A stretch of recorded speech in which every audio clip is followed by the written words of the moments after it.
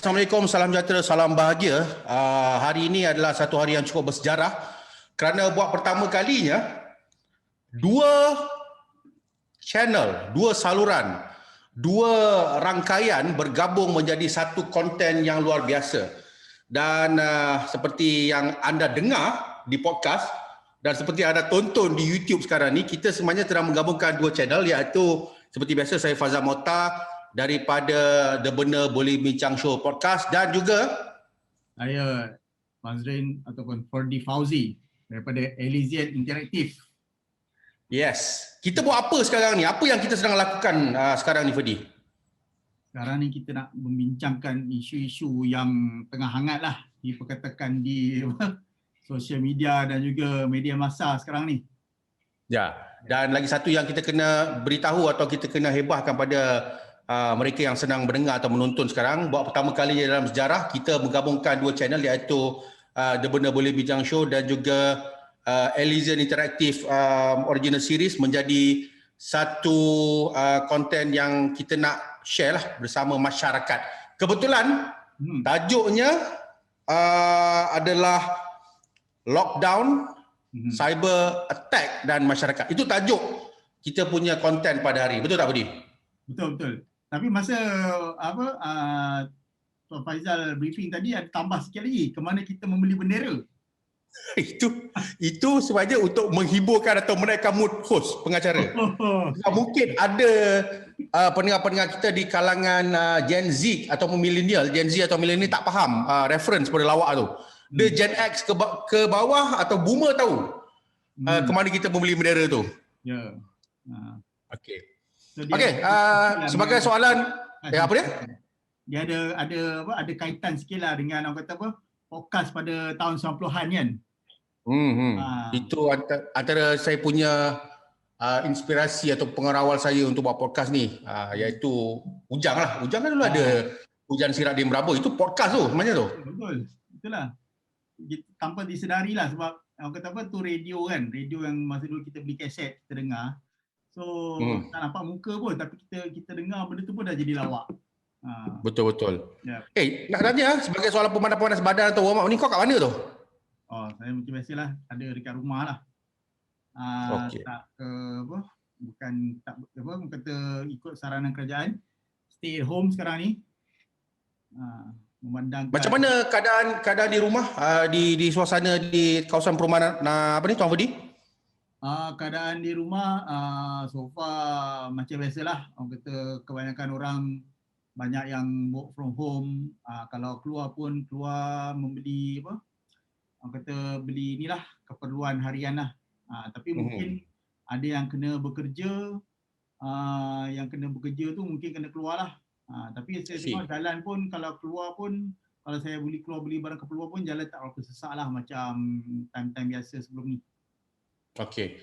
Jadi untuk konti terus dengan kita punya jodoh ni, katanya lah, semasa rakaman ini berlangsung atau diadakan, kita akan kembali lockdown ataupun PKP dalam masa terdekat, dalam masa 24 jam ni. Apa berita yang kita dengar dalam tempoh 24 jam yang akan datang ni atau sebelum ni? Ya, okey. Satu, kita pun sedia maklumlah dalam 1-2 hari ni kan. Satunya semalam kes COVID-19 dekat Malaysia ni dah cecah 6,070 lebih kan. Semalam. Dan hari ini pula dicatat lagi rekod baru, iaitu 6,700 lebih kan. Ya, betul. Dan untuk rekod semasa rakaman ni berlangsung pada hari ni berapa ni? Katanya 6,000 berapa? Yang baru ni inilah 6,700 lah. 6,700 berapa tadi? 6,798 ke tak silap. 6,800 hari ni. 6,806. Betul. Saya pun baru ingat 6,800 kat 7,000 kat. Dah lagi nak cecah 7,000 dah. Sebab ada yang kita pun dah dapat 1-2 maklumat lah yang orang sebar ke WhatsApp, tak tahulah betul ke tak kan. Memang ramai yang dah predict kes mungkin akan mencecah sehingga 10,000 mungkin dalam masa 1-2 minggu ni. Disebabkan banyak faktor lah. Salah satunya mungkin faktor dia adalah bazar Ramadan, sebab dia dalam 2 minggu sebelum ni kita masih banyak bazar Ramadan, and then masa penghujung bulan puasa tu dia dah start PKP, and then bila dah start PKP kita raya, and then masa raya tu pula kita macam biasalah banyak yang saya tengok pun macam orang kata memang government kata dia kata jangan pergi ziarah. Tapi ada yang pergi ziarah, ada yang retas negeri, ada yang orang kata buat open house kan. So kita boleh tengoklah dia punya kesan itu dalam masa 1 atau 2 minggu ni kes tu. Sebab memang orang kata memang tak boleh nak ni lah, memang tak boleh orang kata Malaysia ni memang degil. Betul. Jangan apa kena patuh SOP, jangan pergi ziarah, jangan keluar, pergi juga kan. So kita tengoklah macam mana, sebab sekarang satu kes makin tinggi. Itu yang punca dia adalah satu adalah orang sebab tak patuh SOP. Satu lagi kes sekarang ni memang bukannya setakat orang kata kontak rapat. Sekarang ni kes dah dikira macam kes sporadik. Sporadik ni maksudnya kalau kau keluar pun, kau keluar dekat rumah, kau pergi pasar ke, kau pergi kedai komik ke, kadang-kadang kau masuk kedai komik tu kau tak tahu udara yang ada tu mungkin boleh kena kat kau walaupun kau pakai mask. Kenapa bagi contoh kedai komik Aku nampak 2-3 hari lepas kau pergi kedai komik. Ya, tapi banyak-banyak contoh. Tapi banyak-banyak contoh boleh bagi. Kenapa bagi contoh kedai komik Adakah ini soalan-soalan atau kenyataan yang boleh menimbulkan provokasi dalam konten ni? Sebab setahu saya, konten-konten ataupun DNA yang terdapat pada Eliza Interaktif tak macam benda boleh bincang. Benda boleh bincang memang bersifat provokatif. Adakah awak cuba kita masuk pada crossbar ni? Ini ada bar ni kan tengah-tengah ni kan? Adakah awak cuba masuk ke sini ke macam mana? Bukan nak masukkan ni, bukan provokatif. Kita bagi contoh yang kata paling dekat yang kita lah. Macam kau, maybe kau punya ke arah pergi ke kedai komik kan, pergi ke kedai buku. Faham. Mungkin aku pergi beli barang-barang keperluan. Tadi tu contoh rambang lah, contoh rawak lah. Benda ni bukan setakat macam kita pergi ke tempat sesak, pergi ke masjid macam tu. Dia macam boleh terjadi dengan orang kata tak semena-mena, yang kita tak sangka-sangka kan.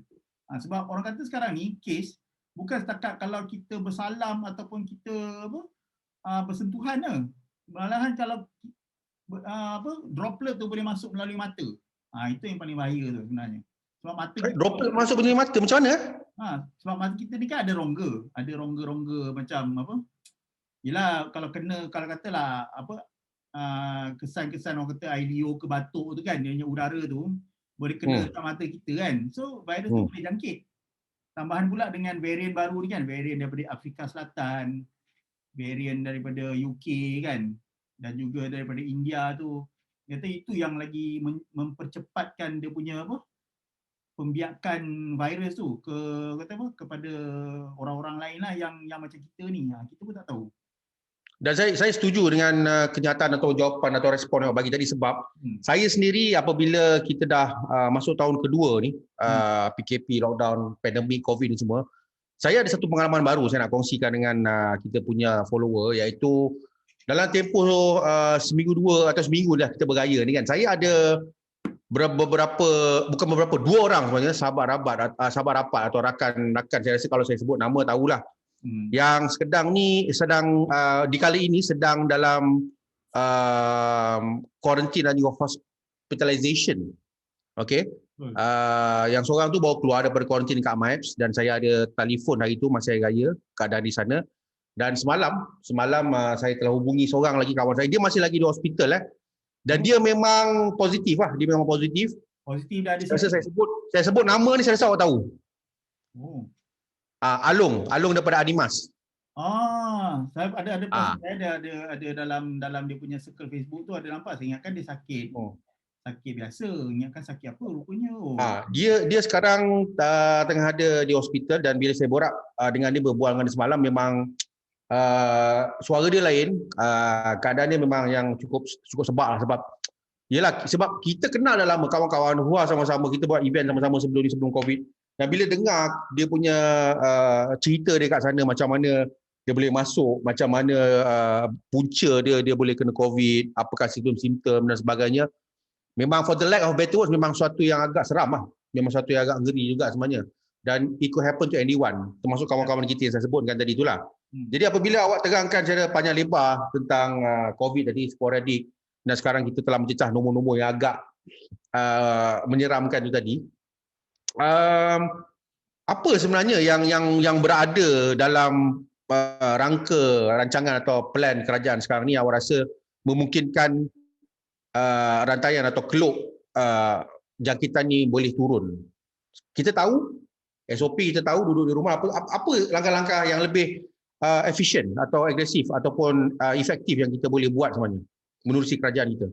Okey, macam kita dengar dekat dalam berita baru ni lah, yang tengah hari tadi, kerajaan baru kata nak buat pengumuman khas lah berkenaan dengan situasi terkini PKP, sama ada PKP itu akan diperketatkan ataupun dia berjalan seperti biasa. Okay, iaitu dia mungkin akan announce esok lah.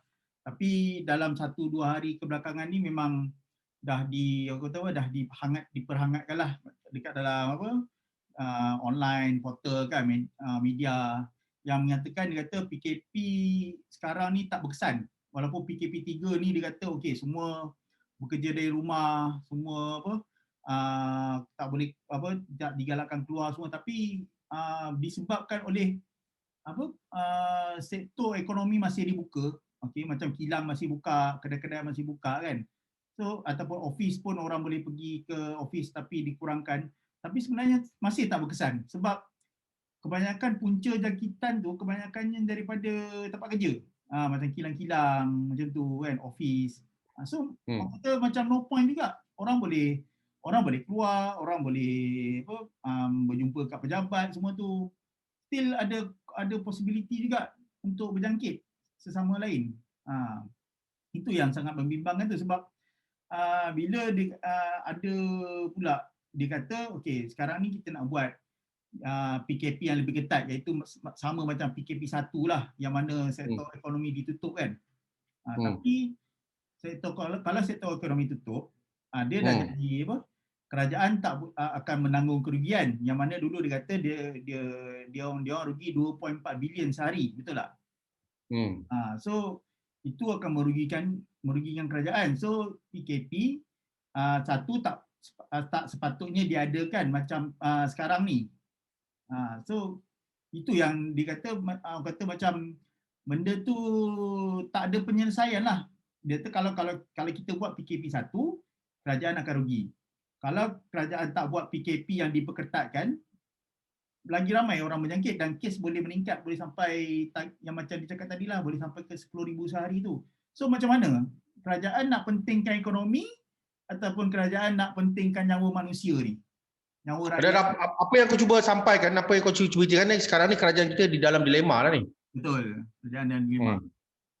Tapi bagi aku lah, ni aku punya personal view lah. Kerajaan sebenarnya benda ni aku rasa salah satu dia mau tak mau program vaksin ni kena dipercepatkan. Kena ada mass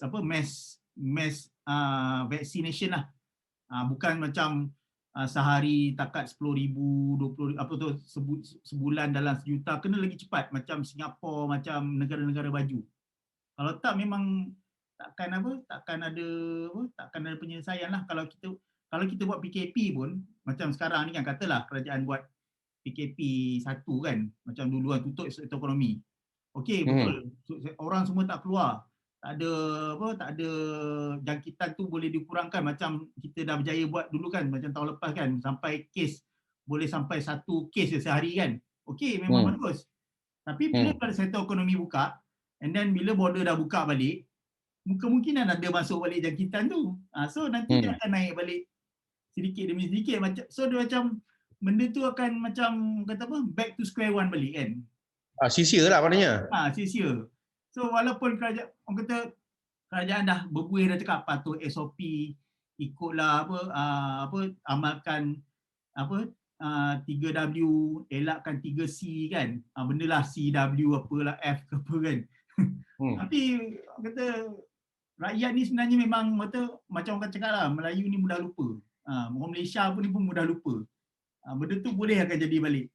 Kata tak semena-mena. So nak tak nak kita rasa, bagi saya lah, program vaksinasi itulah yang paling penting lah. So kita nak capai apa immunity berkelompok ni kan.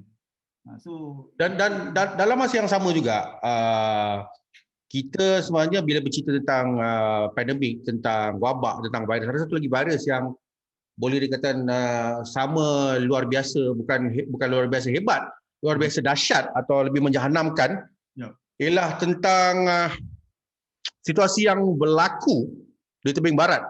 Tebing barat itu saya rasa saya ada buat satu episod podcast hari itu dengan Ustaz Syafiq. Dan dalam dunia bergolak atau dalam krisis yang berlaku di tebing barat antara Palestin dan juga Israel, kita di Malaysia sebenarnya memainkan peranan untuk membantu rakyat Palestin, bukan baru-baru ni, sebenarnya dah lama, tapi disebabkan oleh kemajuan sains dan teknologi, dunia cyber sekarang, social media dan sebagainya, kita sebenarnya main peranan menyerang Israel menerusi media sosial dan juga internet. Dan baru-baru ni panas timbul bahawa akan berlaku cyber attack. Sekarang ni soalan saya mudah saja. Saya nak tahu cyber attack tu definisinya bagi tuan yang memang dalam bidang ni, apa sebenarnya definisi cyber attack? Kita mula daripada bawah dan naik ke atas. Definisi cyber attack tu macam mana?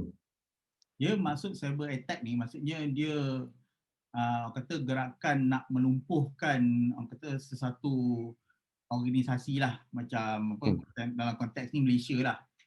So dari segi dia punya sistem pentadbiran dia ataupun sistem yang diguna pakai oleh rakyat Malaysia ni lah, tak kira lah sama ada perbankan ke, pentadbiran ke, ataupun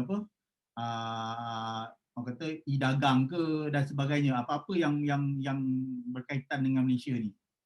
So bila kata macam kita tahulah, baru-baru ni kan Malaysia banyak buat satu, dia banyak gunakan cyber attack lah, kata dari segi dia menyerang Facebook, troll dan sebagainya, Israel Defense kan, dari segi dia hantar komen, and then ada juga hackers daripada Malaysia ni yang yang ada take over lah Israel punya Facebook kan. So sekarang ni Israel pula dah melancarkan pula serangan lah. Dia kata dia nak lancarkan pula, hackers daripada Israel ni memang nak lancarkan serangan balas pula dengan Malaysia. So itu sahih, kenyataan tu memang rasmi lah, dia orang akan counter attack lah. Memang betul. Tapi saya tak pastilah sama ada serangan tu dibuat oleh daripada Israel punya tentera cyber rasmi ke, ataupun hackers mereka yang tak rasmi lah. Macam Malaysia ni of course kita bukan daripada yang rasmi lah, kebanyakannya yang yang tidak rasmi lah. Salah satu dia contoh of course lah daripada Anonymous kan. So yang ataupun daripada kita panggil apa tu, Dragon apa tak nama dia, tak ingat. Juga then salah satu dia punya teknik ataupun dia punya cara macam mana Israel ni nak godam ataupun nak melancarkan cyber attack adalah dengan melakukan DDoS.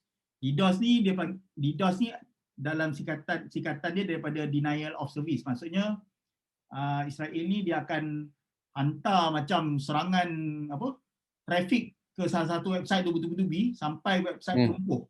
Kiranya macam dia hantar macam satu traffic yang banyak, macam contohnya macam kalau Shopee buat sale kan 99 11 kan, tiba-tiba banyak traffic masuk dekat website tu. Kalau traffic tu tak di-handle dengan betul-betul, dia akan crash lah. Sama juga konsep dia dengan DDoS ni lah sebenarnya. So bila banyak serangan DDoS ni dibuat satu server, contohnya macam website kerajaan ke, website banking ke, so dia punya website tu akan lumpuh lah disebabkan terlalu banyak traffic yang terlalu tinggi. Tu salah satu DDoS. Yang nombor 2 pula adalah brute force. Brute force ni apa itu? Brute force. Brute force ni maksudnya dia akan cuba masuk ke dalam website tu. Dia akan contohnya website, contohlah ada satu website A lah. Website A ni kita tak tahulah website tu mungkin dia ada e-commerce ke apa kan. So e-commerce tu dilancarkan brute force ni, maksudnya dia akan cuba masukkan password yang orang kata orang biasa guna. Dia masuk login tu, mungkin login tu nama dia admin, tapi password dia tu mungkin yang orang kita selalu guna. Kalau search kat internet, password dia yang selalu guna macam ABC 123, 12345, ada senarai lah. Mungkin dia akan try 100, 200 jenis password sampailah dia boleh masuk. So bila dia dapat masuk tu, then dia akan curi data, dia akan rosakkan database website tu dan sebagainya lah. Dan benda ni dah start berlaku ke? Ada cerita-cerita atau laporan-laporan yang menunjukkan benda ni dah berlaku kat Malaysia? Ada. Sebab baru-baru dalam 2-3 hari lepas Angkatan Tentera Malaysia ada bagi amaran. Dia kata ada memang dah ada bentuk-bentuk, ada nampak bentuk-bentuk serangan lah yang dapat capture. Yang terutamanya dia ada terdapat serangan-serangan cyber attack ke website government dan juga website ATM, Angkatan Tentera Malaysia. Oh, dia akan serang aset-aset, dia bukan serang orang biasa, dia terus serang aset-aset negara lah. Yes. Dia tak semestinya aset kerajaan tu juga, tapi ada juga website-website yang berpengkalan di Malaysia lah, server-server yang ada di Malaysia lah. Oh, dia bukan random attack, dia memang strategized attack. Yes, biasanya bila dia nak buat serangan attack ni, dia akan check IP tu lah, IP server tu daripada mana lah. Kalau IP server tu bukan daripada Malaysia ke, mungkin dia tak ni lah, mungkin dia tak kacau. Ataupun website tu mungkin website Malaysia tapi server kat tempat lain, mungkin dia boleh recognize lah website tu yang original dekat Malaysia. Ataupun server tu berada di Malaysia, IP tu. I see. Dan baru yang saya dapat, ada juga serangan daripada WhatsApp. Yang WhatsApp pun boleh jadi dia cuba hantar satu link phishing. Tak? Ada satu dia bagi link macam anda menang Toyota ke apa tak? Yang menang Toyota, so dia kata kalau nak dapat tahu, tolong klik link ni. So kalau dapat link macam tu yang meragukan, jangan klik. Walaupun kita tak masukkan kita punya username password, tapi memang ada possibility kalau di klik link tu pun memang boleh compromise lah phone ataupun laptop orang tu, sebab once dia dapat link tu, dia buka dekat web tu, mungkin dia boleh terus masuklah ke dalam sistem seseorang tu, sama ada dia boleh buat ransomware ke, dia boleh steal information dalam device tu ke, macam credit card ke, login ke dan sebagainya. So kena hati-hatilah kalau dapat link-link yang meragukan tu. Jadi dalam keadaan begini, apabila terutamanya kalau link yang macam pendek-pendek ni kan, yang kita tak kenal pasti kan. So kena hati-hati. Jadi bila dalam keadaan begini, dalam situasi yang kita alami sekarang ni, siapa sebenarnya yang menjadi punca yang harus dipersalahkan bila kita diserang macam ni?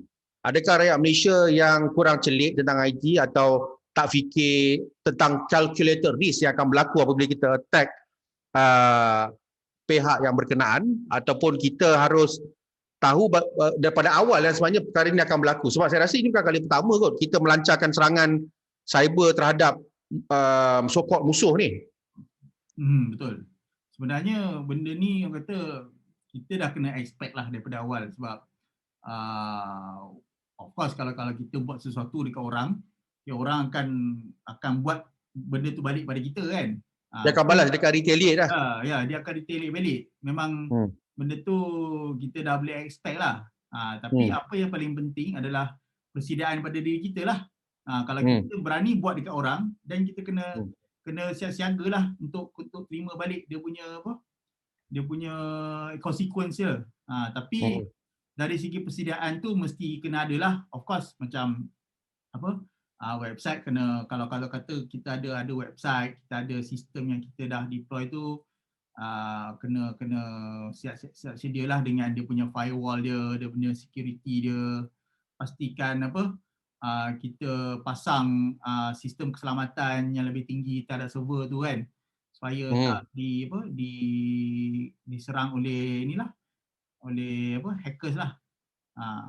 Dan juga orang kata mindset orang Malaysia tu pun kena supaya tak sewenang-wenangnya klik pada email yang kita tak tahu, ataupun klik pada WhatsApp yang kita tak tahu datang daripada mana kan. Kadang-kadang kita dapat nombor yang kita tak kenal, kita pergi klik, jangan. Itu kita klik. Dan sebenarnya kalau ramai yang nak tahu atau ramai yang belum tahu atau yang nak beritahu adalah negara kita di Malaysia ni, netizen atau pengguna-pengguna internet, social media dan sebagainya, antara pengguna paling aktif di dunia. Dan apabila mereka menjadi, bukan kata top 10 tapi top 5 pengguna paling aktif social media di dunia, dan apabila berlaku krisis ataupun orang kata tu pergolakan di Gaza sana, di tebing barat, dan kita memang aktif membantu atau memantau keadaan di sana, dan berlaku pula peperangan cyber macam ni, kita sebenarnya well equipped ke tak well equipped untuk menghadapi serangan-serangan ataupun cyber attack yang sudah berlaku ni? Okey, saya ada dapat macam ada satu infografik lah daripada ada research company lah yang menyatakan Malaysia ni antara top 10 negara yang well equipped lah dari segi keselamatan cyber, dan juga serangan-serangan dia tidak rentan lah kepada serangan-serangan cyber ni. Kira hampir sama level juga dengan US, UK dan sebagainya. Cuma yang kata mungkin yang kurang sikit tu daripada kita punya rakyat kita sendirilah. Mungkin saya rasa macam dari segi rakyat Malaysia yang dari segi umur yang belia, saya rasa mungkin tak ada masalah, ataupun yang milenial mungkin kebanyakan dah celik IT. Tapi yang kita risaunya yang daripada golongan-golongan yang mungkin yang dah tua, mak-mak kita, bapa kita kan. Itu yang kita risaukan, sebab kebanyakannya mereka masih masih tak adalah terlalu celik IT sangat. So kita risau yang itulah, takut dia tersilap langkah ke, terklik ke, ataupun tidak mengamalkan cara penggunaan internet ataupun akses pada internet yang betul kan. Contohnya macam tak gunakan password yang kuat, ataupun tak membuat two factor authentication. Itu semua kita kena mantapkan sekarang ni. Macam email kita tu bukan setakat kita kena kuatkan password dia, malahan kita kena pasang two factor authentication. Kalau kita login, pastikan kita connect sekali dengan kita punya SMS tu kan, supaya kita tak adalah hackers tu dia dapat masuk terus tanpa two factor tu. So itu yang saya rasa paling penting lah. Dan saya rasa dalam keadaan macam ni, masyarakat kena sedar lah, sebenarnya kita bukan menghadapi serangan ataupun musuh yang kecil-kecil anak ni. Ini semuanya antara serangan-serangan besar yang bersifat global atau bersifat orang kata tu agam lah, bersifat besar. Dan kita, kalau kita berani buat, adakah kita berani meneruskan keberanian itu hingga ke akhirnya? Sebab kita tahu dalam peperangan atau dalam konflik abad ke-21, especially 2020 ke atas, pada zaman pandemik ini, kadang-kadang kita tak tahu daripada celah mana atau pada arah mana serangan-serangan itu dilakukan. Dan ini berbalik kepada isu pandemik atau COVID, ataupun dari awal tadi kita tentang lockdown. Negara-negara yang dah cukup bersedia dengan serangan cyber, bersedia dengan COVID dan lockdown semuanya, mereka betul-betul mendidik, bukan daripada peringkat atasan bawahan, tapi secara total. Saya bagi contoh negara seperti Jepun dan New Zealand.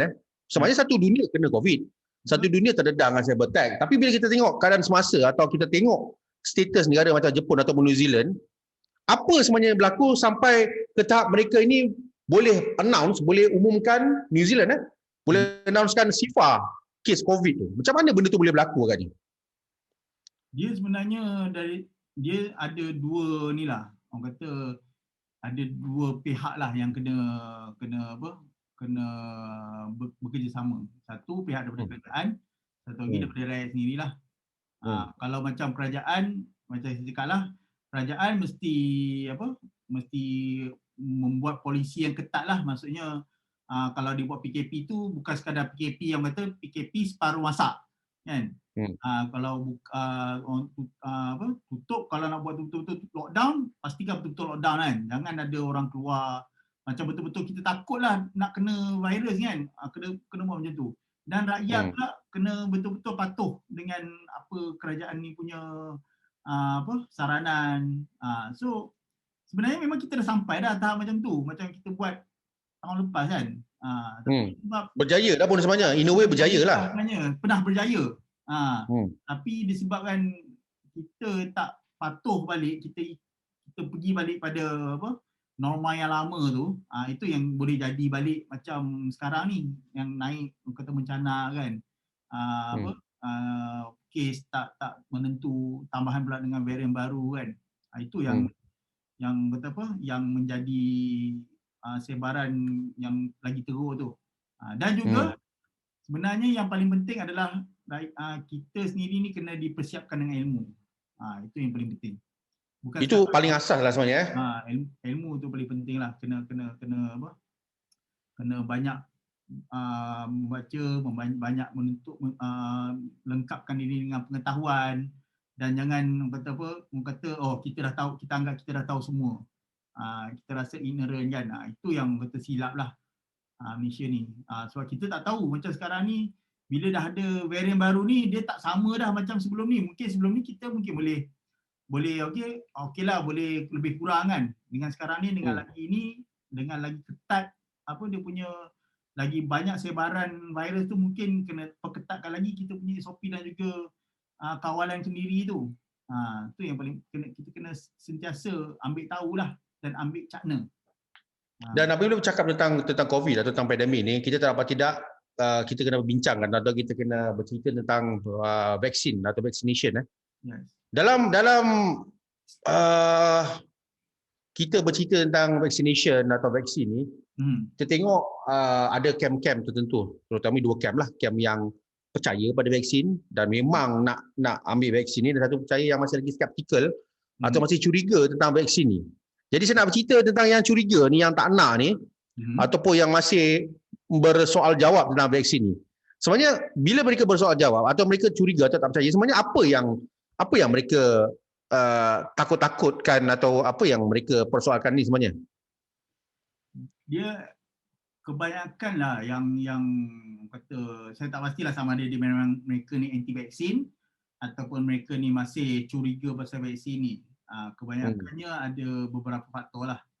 Salah satunya adalah dari segi apa, kesan daripada vaksinasi itulah.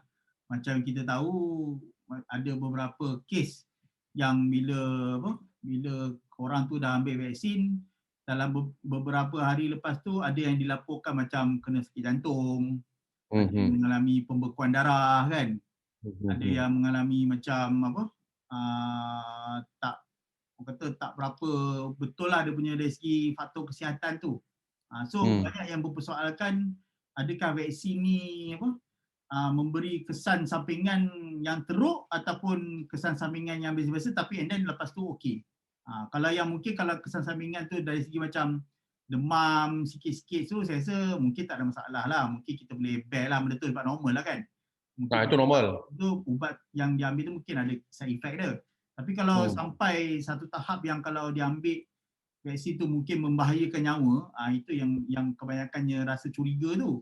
Terutamanya kalau orang yang macam apa, mungkin ada risiko kesihatan kan, ataupun ada macam kita tak tahu, mungkin dia ada komplikasi lain pada badan dia, and then bila dia ambil vaksin tu dia ada interaction dengan badan dia tu. Itu yang dirisaukan lah. Tapi dari segi statistik sebenarnya perkara-perkara macam tu, orang kata kes terpencil lah. Tak banyak, mungkin dalam 1 juta orang yang ambil vaksin, mungkin hanya dalam 4-5 orang je yang terkena. Tapi still 4-5 orang tu kita tak tahu. Mungkin kita, mungkin orang lain, ataupun mungkin orang-orang yang tertentu je kan. Itulah yang dirisaukan. Dan satu lagi golongan ni yang saya rasa mungkin tak berapa masuk akal lah, yang macam dia kata vaksin ni ada benda-benda sampingan yang masuk dalam badan tu ke, macam 5G apa. Itu saya tak pastilah kan. Itu biasanya yang mengumpulkan teori-teori adalah golongan yang percaya pada teori konspirasi atau conspiracy theories. banyak tengok DVD saya rasa. Mungkin lah. Ah, Mungkin kaki banyak DVD. kaki DVD kan. Ah, macam saya baru baca berita hari ini, semalam sebenarnya saya dah tahu. Ni sampai ke tahap DG, Director General Hisham ni, dituduh sebagai ahli Freemason. Ui. Ahli film. Ada baca berita tu? Oh, tak perasan pula berita yang tu. Dia letak gambar dia pakai jubah, letak gambar bangunan Freemason apa semua. Tapi Dr. Hisham dia dah balas. Benda tu sebenarnya benda yang dia tak perlu entertain pun. Nanti saya share lah berita tu sebenarnya. Memang bila kau tengok vaksin, teori konspirasi atau konspirasi teori yang makin menjadi-jadi dengan isu yang berlaku di tebing barat, cyber attack, COVID. Ini semualah kalau orang yang betul-betul jenis baca semua buku dan percaya semua buku, memang percaya ini this is the sign end of the world lah, Armageddon. Ataupun sebenarnya kalau kaki DVD tu memang dia percaya terus lah. Ni semua agenda itu dan agenda ini. Jadi terus saja masuk kepada topik yang saya rasa agak spektakular ni, iaitu teori-teori konspirasi ni. Apa sebenarnya yang boleh kita fokus? Katakan awak ni Nostradamus kan? Nostradamus ialah pakar peramal masa. Apa yang akan jadi pula tahun depan ni? Sebab tahun lepas start COVID, tahun ni masih tak settle lagi. Agak-agak di penghujung kita punya episod ni, saya nak cerita pasal ramalan kita untuk tahun-tahun yang akan datang, especially tahun depan. Kita ambil 2022 dulu. Kalau tengok dengan keadaan sekarang ni, dengan apa, kalau tengok dengan situasi yang sekarang ni lah, saya rasa kemungkinan kalau nak buat ramalan pun most probably tahun depan pun mungkin boleh jadi situasi yang sama juga.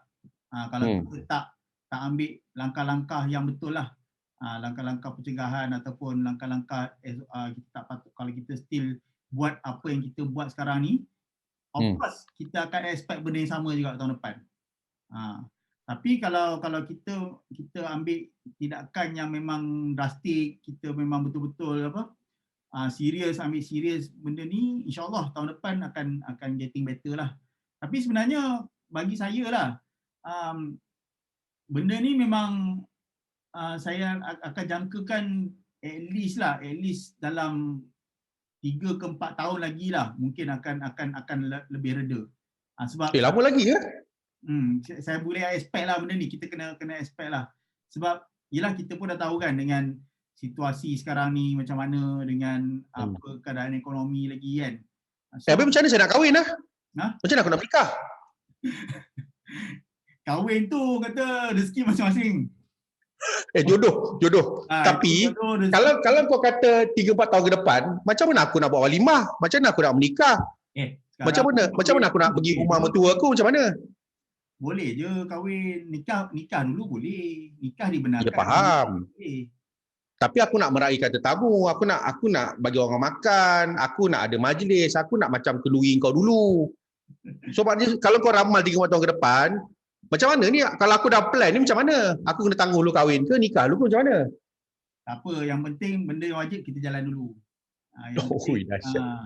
Kau senang je tapau aku Yang wajib, bukan kau tu wajib lah. Maksudnya yang paling penting tu kita jalan dulu. Yang itu insyaAllah kalau ada rezeki, mana tahu kalau keadaan dah lebih baik kan, dah boleh buat majlis kan, dengan SOP ketat tu boleh buat.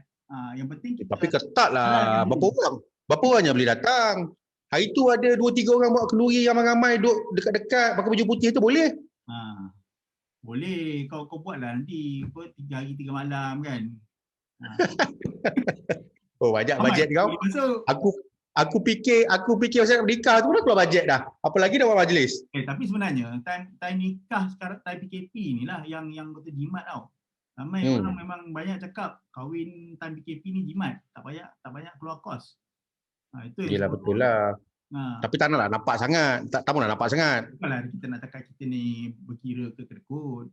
Sebab ada je yang kahwin masa PKP, and then along the way tu dia dapat kumpul duit lagi, kumpul duit lagi kan. And then lepas PKP tu dah dilonggarkan sikit, dah boleh buat majlis, boleh lah gunakan duit yang kita dah kumpul tu untuk spend pada majlis dan sebagainya.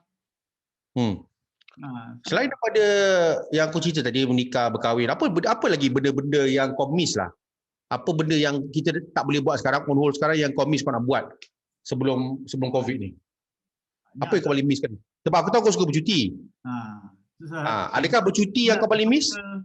Kita nak travel lah. Travel ni macam bila kita dah duduk satu tempat tu lama, bila kita travel tu kita nampak satu pandangan baru tau. Bila pandangan baru tu datanglah macam-macam ilham, idea baru kan. Bila idea, ilham dan idea tu boleh ditranslatekan dalam kita punya kerja seharian tu. Dan kita boleh jumpa orang lain dan banyak benda lah kita ni. Sebab tak silap aku dulu, aku tak tahu benda ni internal ke external, tapi aku akan put it on record lah.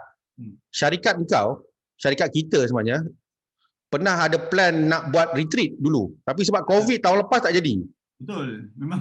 Memang kita ada plan sebenarnya. Kita nak buat macam team building kan, nak buat retreat. Tapi orang kata keadaan tak mengizinkan lah. Sebab masa orang kata tahun lepas, alhamdulillah sebenarnya kita ada bajet. Untuk buat something lah. Kita nak buat retreat semua kan. Tapi disebabkan kekangan tu, tu yang tak menjadi tu. Apa kata duit yang ada, bajet tu ada lagi bajet tu? Bajet tu kata sekarang ni kita dah gunakan untuk benda lain lah sebenarnya. Oh, ingat ada lagi. Sebab aku ada plan kalau tak guna lagi. Apa kau dah buat ni? Apa yang kau dah buat sebenarnya? Apa yang kau cadangkan?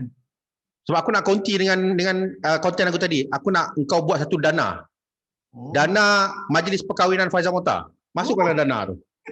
Pahala tu. Gunakan dana syarikat untuk kau punya majlis kahwin Ni janganlah kira sebagai dana syarikat. Anggap je sebagai baitul mal aja. Anggap sebagai dana ni. Dana tu lah untuk aku punya majlis.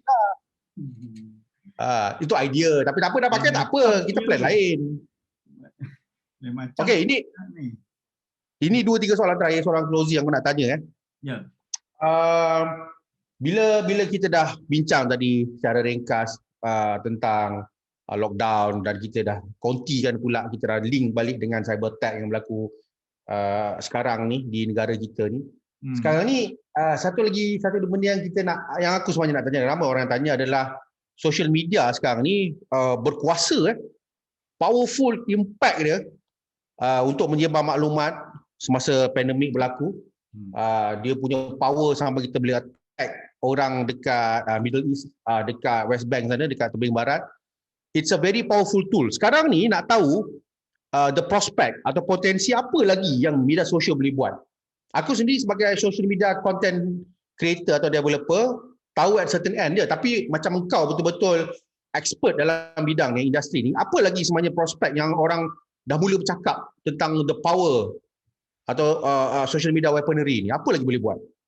Okey, sebenarnya kalau kau perasan lah, dalam 2-3 hari lepas ataupun kalau tak silap dalam 2 hari lepas lah, Google baru ada lancarkan ada buat satu event nama dia Google I.O. Oh, yang semalam aku tunjuk yang ada orang bagi briefing dalam bahasa India tu kan? Yang kena tunjuk tu kan, yang dia cakap macam slang-slang Indian tu kan. Tapi bukan tutorial. Aku tengok balik Google I.O. tu, sebenarnya dalam salah satu modul yang dia orang ada bincangkan dalam Google I.O. tu, sebenarnya dia ada kaitan lah dengan apa yang kita cerita sekarang ni. Macam kau cakap, kalau sekarang kita nampak mungkin dalam sosial media ni orang boleh buat cyber attack, orang boleh troll kan, kecam sosial media seseorang tu. Tapi dalam Google I.O. ni dia ada ceritakan salah satunya adalah Google ada lancarkan satu lagi teknologi diorang, itu Lambda. Lambda? Lambda. Apa? Lambda ni dia macam AI yang boleh faham bahasa manusia, and then apa yang kita cakap ni, and then dia boleh translate lagi banyak lagi konteks yang dia boleh pecah-pecahkan lagi. So macam AI. Dia dah salah satu modul untuk artificial intelligence lah. Yang mana dia boleh faham conversation manusia ni, bukan setakat dia boleh faham, and then dia boleh elaborate lagi banyak lagi. Oh, dahsyat lah. So ini dah macam cerita Terminator dah ni kalau tengok kaki DVD. Dia bukan macam Terminator. Kalau kau tengok yang lebih realistik, dia macam cerita kalau kau pernah dengar series lah, nama dia Black Mirror. Oh, tahu bila-bila. Ah, The Matrix The Matrix tu memang terlalu ni lah. Okay. Tu orang kata dah jadi baca speculative science lah. Tapi Black macam Mirror ni realistik sikit lah. Black Mirror ni dia realistik lagi. Kiranya macam apa yang dalam sosial media ni dia boleh tangkap apa yang orang cakap, apa yang dia luahkan dalam sosial media tu, orang boleh macam AI tu sampai boleh interpret lah apa manusia ni perlu, apa yang dia nak, dan juga dia boleh sampai inilah, dia boleh speculate lagi lah. Apa yang kita conversekan, apa yang kita luahkan dekat sosial media tu, sampai maknanya dia boleh tolong kita buat pick up line atau punchline lah tu. Boleh sampai macam tu. Dan dia boleh create conversation lagi. Oh, best je. Conversation macam cerita ni lah. Cerita Joaquin Phoenix tu, She macam She tu, betul. Dia punya teknologi tu boleh sampai macam tu. Macam She tu. Dia She, her ya. Apa lagi, banyak lagi lah yang berkaitan macam tu kan.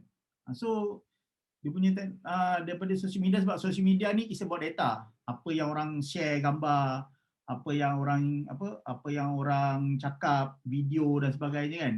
So benda tu sebenarnya apa yang kita tak terfikir oleh akal kita sebenarnya, dia orang dah boleh expect dah nanti tau.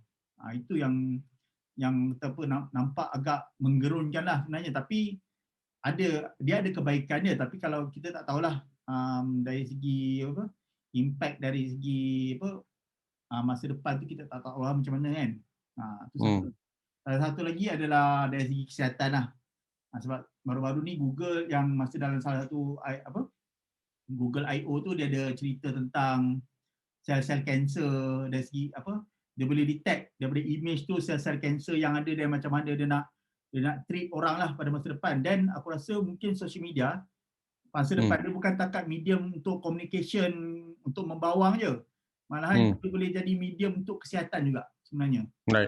Mungkin orang tak perlu dah nak pergi jumpa doktor face to face kan. Mungkin daripada macam video call daripada Facebook ke, mungkin dia boleh detect sekali sel-sel kanser ke ataupun simptom-simptom tu kan.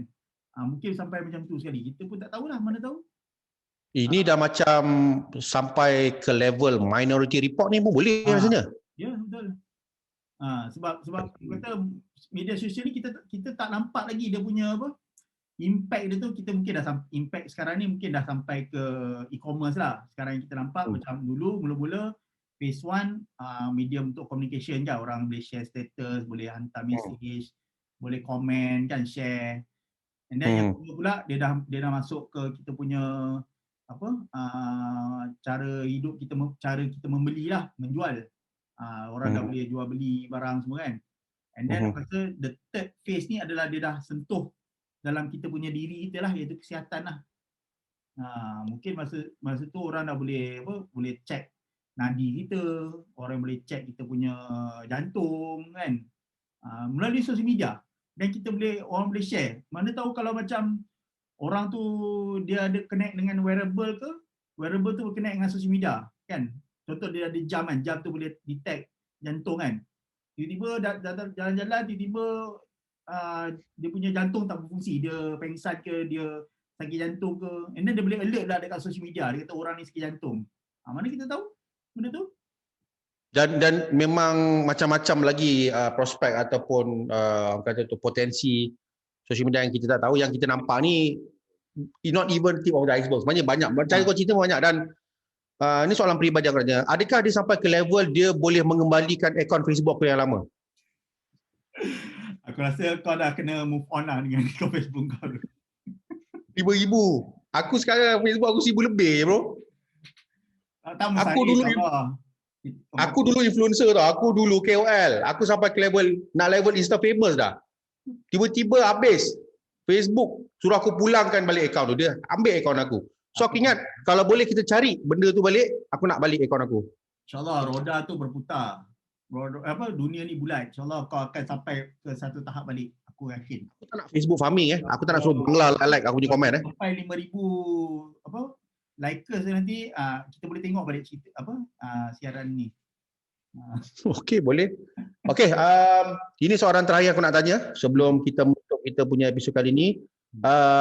nasihat kau sendiri lah secara peribadi. This is very very personal, daripada engkau Ferdy Fauzi, daripada Eliza Interactive, daripada pengalaman kau, daripada pengetahuan apa yang kau nak sampaikan kepada masyarakat dalam kita punya perbualan lockdown, cyber attack dan juga masyarakat ni. Apa yang kau nak cerita macam? Katakan, bayangkan seluruh rakyat Malaysia sedang menonton episod ni, apakah dia amanat, apakah dia pesanan, apakah dia message yang kau nak sampaikan kepada seluruh rakyat Malaysia yang 30 juta yang sedang menonton sekarang ni? Silakan tuan. Katakan kau adalah DG yang baru, DG Dr. Ferdy Fauzi. Silakan. Okey. Kalau katakan sekarang dengan keadaan sekarang ni, kata kena bersiap sedialah dengan apa sebarang kemungkinan lah dalam masa 1-2 hari ni. Sebab kita tak tahu, mungkin apa-apa yang terjadi tu kita kena bersiap sedialah. Kalau kata kena PKP ke, yang lagi ketat ke, so kita kena bersedialah supaya orang tak panik. Mungkin sekarang ni pun mungkin dah ada juga yang mungkin dah tahap macam dah tak berapa tentu kan, emosi tak tentu, mungkin ada stres kan. So sekarang ni kita tak tahu apa yang akan datang lagi. So persiapan mental tu penting lah sebenarnya. Sebab orang kata sekarang ni pun kita dah tak boleh nak keluar macam biasa. Macam saya cakap tadi lah, kes mungkin dah makin sporadik. Kita tak tahu, mungkin orang lain yang dekat yang kita pun, macam aku sendiri, family even dalam family aku macam Pak Lang, aku kena COVID. Aku punya kawan sendiri yang kenal pun kena juga. So orang yang kita dah kenal tu pun dah, sekarang ni tahun kedua ni dah orang-orang yang kita kenal tu dah kena. Tahun lepas tak ada Tahun lepas tak ada Tahun lepas macam tak berapa, mungkin tak berapa kenal sangat lah. Mungkin kalau jauh pun macam 3-4 level macam tu lah. Sekarang ni macam second level, first level. Orang yang kita memang selalu jumpa sebelum ni kena dah. So macam bila-bila masa tu boleh kena yang kita. So orang kata expect the worst lah sebenarnya. Expect the worst dan sentiasa bersiap sedia dari segi mental, fizikal dan juga inilah financial lah sebenarnya. Kalau kata macam kena ni dan siap sedia lah. Tu kata jangan koyak lah orang kata. Maknanya kita sibuk kata orang jangan koyak, yang penting diri sendiri tu jangan koyak lah. Maknanya sebelum kita jaga tepi kain orang, sebelum kita sibuk tentang isu-isu global international, yang penting mula daripada diri sendiri, betul tak? Betul. Yang penting kita diri sendiri tu kena pentingkan dulu. Kadang-kadang kita sibuk nak mempertahankan itu, nak mempertahankan ini, nak jaga itu, nak jaga ini, nak pergi sana, nak pergi sini, nak pegang lah apa semua. Betul. Sampai kita lupa basic kita. Kalau kita nak tolong orang, nak bantu orang, bantu diri sendiri dulu, betul? Betul. Itu yang paling penting lah sebenarnya. Okey, Akhirul Kalam. Nampaknya kita sampai ke penghujung episod crossover kita. Nampaknya sah lah secara rasmi pada hari ini bahawa Eliza Interactive dan juga Benda Boleh Bincang shared universe. Kita sekarang berada di dalam satu universe yang sama, crossover. Cuma kita tak ada nama lagi. Mungkin kita bincangkan nama universe kita ni. Kita ada MCU, kita ada DCU, kita ada macam-macam universe lain. Tapi kita tak ada nama lagi untuk universe kita ni. Dan sebenarnya itulah soalan bonus saya. Soalan bonus saya, kalau ditakdirkan lah, memang hari ni rasmi, Benda Boleh Bincang ni ada satu universe dengan Eliza Interactive. Apa nama universe kita agak-agak? Equine Universe mungkin. Kau main petik, kau dah macam Alik tadi. Kau fikir dulu benda tu, aku akan batalkan soalan bonus ni, aku bagi soalan bonus yang sebenar yang aku dah tulis dalam buku nota aku ni. Aku tanya kau soalan bonus aku ni. Aku sebenarnya kalau buat interview aku tak ada buat catatan. Tapi sebab aku tahu kau nak tembak, aku dah siap soalan bonus ni kau. Okay, ready? Sebelum kau minta, biar aku bagi. Okay, soalan bonus dia sebab kita bincangkan tentang lockdown, cyber attack dan juga masyarakat dan macam-macam benda yang orang duk sibuk bercakap-cakap atau sebarkan teori konspirasi. Nak aku nak tanya sejak bermulanya COVID-19 pada tahun 2019 dan menular secara luar biasa pada 2020 sampai ke hari ini, dalam banyak-banyak cerita, dalam banyak-banyak laporan, dalam banyak-banyak feed yang kau baca dekat social media, kau ingat tak atau kau ada terbaca tak mana satu teori konspirasi yang paling kau rasa extraordinary atau paling luar biasa atau paling gila sekali? Teori konspirasi yang mana satu kalau kau boleh ingat yang paling kau rasa wow, sampai ke tahap ini orang berfikir? Aku rasa yang konspirasi ni lah, yang apa, yang dikatakan vaksin ni ada membawa chip tu lah. Itu Betul lah. antara yang tak masuk akal lah. And then aku pernah Kenapa, baca juga, kenapa orang boleh berfikir sampai macam tu Pedi? aku tak tahu apa sebab salah satu dia mungkin, salah satu teori konspirasi tu dia kata vaksin ni ya Bill Gates yang cadangkan supaya buat vaksinasi. Ya, tapi sebenarnya memang betul pun, kata apa, ada salah satu talk daripada Bill Gates yang menyatakan apa, population dunia ni dah makin ramai. And then bila population manusia makin ramai, dia kena apa, dia kena ada buat satu apa, salah satu kawalan supaya kita boleh kontrol population tu. Tapi orang-orang yang teori konspirasi ni dia salah faham dengan cakap Bill Gates tu. Bila Bill Gates kata populasi dunia makin ramai, dia orang anggap Bill Gates ni nak musnahkan orang dekat bumi ni. Oh, macam genocide pula. Dia misquote Bill Gates ni. Dia punya pandangan dia salah. Sebenarnya Bill Gates bukannya nak cakap dia bilangan manusia ni kena kurangkan. Kiranya bila ada vaksinasi, manusia apa, bila ada vaksinasi, kiranya orang-orang yang dekat bumi ni dia akan kurangkan kadar kelahiran tu, sebab orang sekarang ni dia banyak buat anak sebab dia takut anak yang, bila anak yang ramai, kalau katalah dia buat dia lahirkan dalam family dia ada 10 anak. And then mungkin ada 3 atau 4 anak tu mungkin sakit ke mati ke, so ada lagi reserve lah 5 atau 6. Nah, itu dia orang punya pandangan dia. Orang-orang biasa ni. Tapi bila ada vaksinasi, orang akan kata okey, mungkin bila dah ada anak mungkin 3 atau 4 dah cukup, sebab bila 3 atau 4 tu kualiti hidup akan dipertingkatkan. Itu dia punya matlamat dia. Kualiti hidup tu, kiranya orang boleh hidup lagi lama. Quality is not quantity, macam tu. Tapi bila orang-orang yang teori konspirasi ni dia fikir lain. Dia kata Bill Gates nak buat vaksinasi sebab dia sebelum dia nak vaksinasi tu dia nak sebarkan virus supaya orang dalam bumi ni boleh dikurangkan. Tu teori yang kata mengarut lah sebenarnya. Memang tak benar, tak sah langsung. Itu hanyalah cakap-cakap atau permainan konspirasi teori lah ni. And then yang kata yang sampai chip ditanam lah, macam mana boleh macam tu. Tapi kesian tau, dia orang tuduh Bill Gates. Kau tu tak berjadi lepas tu kan? Apa? Bill Gates bercerai tu. Bill Gates bercerai, sampai bercerai-berai orang tua tu. Tu kesian dia. Kata orang fitnah dia sampai musnah rumah tangga dia. Tapi itulah, kenapa sekarang dia bercerai? Aku rasa konspirasi teoris melancarkan sesuatu ni. Tapi tak apalah, itu mungkin kita boleh bincangkan dalam episod yang lain. Topik teori konspirasi. Cuma aku nak tanyalah, mungkin kalau kau ada kawan-kawan yang kena vaksin tu kan, aku rasa mungkin kau tanya dia orang, cuba try ambil magnet ke, letak dekat tempat kena cucuk tu, melekat tak magnet? Aku ada. Kebetulan kau tanya tu, ada seorang kawan aku. Dan kawan ni memang kau ada sebut-sebut tadi sebelum kita live. Nama dia Fox Mulder FM. Nanti kita bawa dia in character, boleh? Boleh. Sebab dia kalau live dia akan pakai suit dia akan pakai dia punya tie. Kita cuba bawa dia dalam episod yang akan datang. Betul. Dan kita jadikan benda tu bersiri lah. Sebab nampak engkau minat sangat ni teori konspirasi. Kita sebenarnya nak apa kita pandai, ada satu cerita dekat Astro tu. Kita Mythbuster lah. Mythbuster. Kita nak unmythkan benda tu. Supaya orang tak percaya sangat yang vaksin ada chip lah, yang alien whatever lah. Sebab aku sebagai peminat X-File memang suka panggil FM tu datang sini. Betul lah. Okey, aku rasa itu saja masa yang kita ada. Ada apa lagi kata akhir sebelum kita close segmen ni? Episod ni? Akhir kata jaga diri, sentiasa follow kita punya channel Elysian Interactive dan juga Elysian Literature Series YouTube. Jangan lupa like, share dan subscribe. Begitu juga dengan daripada Boleh Bincang Talk Show Podcast, kita akan bawakan lagi lebih banyak pembaharuan dari mana masa ke semasa, dan kita akan jemput lebih banyak guest-guest yang mempunyai credibility macam Ferdy Fauzi ni, dan kita akan cuba membuat kejutan-kejutan lah. Bukan sekadar kejutan soalan bonusnya, tapi kita keluar gimmick baru. Macam gimmick Arina ni, satu gimmick yang baru ni. Kita tak pernah buat lagi.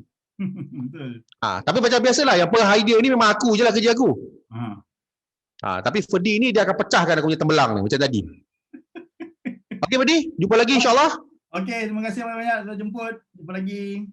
Assalamualaikum. Bye-bye. Bye-bye.